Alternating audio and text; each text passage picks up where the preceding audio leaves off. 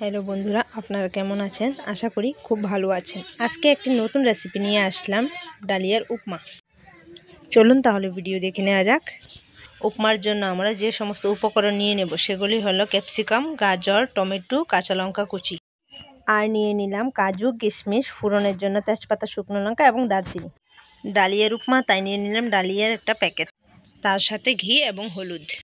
একটি বাটিতে আমরা ডালিয়া ঢেলে নিয়ে নিলাম এবং গ্যাসে একটি কড়াইয়া তাতিয়ে নিলাম। এবার ডালিয়াগুলিকে আমরা ঢেলে দিয়েছি এবং চামচের সাহায্যে ভালো করে নেড়ে চেড়ে নেব যতক্ষণ না কালার চেঞ্জ হচ্ছে।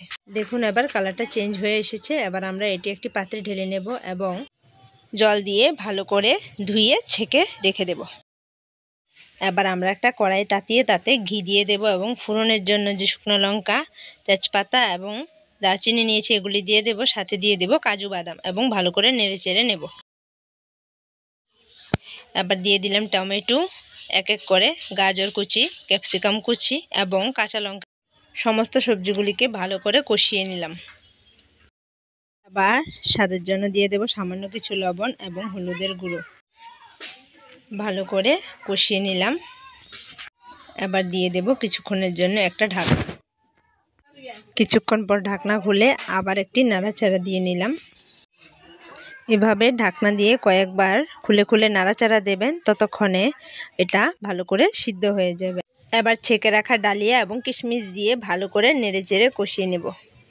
আমাদের ডালিয়ার কালারটা পরিবর্তন হয়ে গেছে। এবার এতে জল দিয়ে দেব। আমরা যতটুকু ডালিয়া নিয়েছি তার দ্বিগুণ জল দিয়ে দেব এবং ভালো করে জল দিয়ে কষিয়ে লো ফ্লেম করে ঢেকে দেব। ঢাকনা খুললে আমাদের ডালিয়ার উপমা রেসিপি একদম রেডি। এবার কড়াই থেকে নামিয়ে একটি পাত্রে ঢেলে পরিবেশন করে দেবেন। দেখুন তো আমাদের ডালিয়া উপমা রেসিপিটা কী ধরনের লোভনীয়, অসাধারণ সুস্বাদু হয়েছে। আপনারাও বাড়িতে অবশ্যই ট্রাই করবেন এবং যারা যারা আমার ভিডিও সম্পূর্ণ দেখেছেন তাদেরকে অসংখ্য অসংখ্য ধন্যবাদ।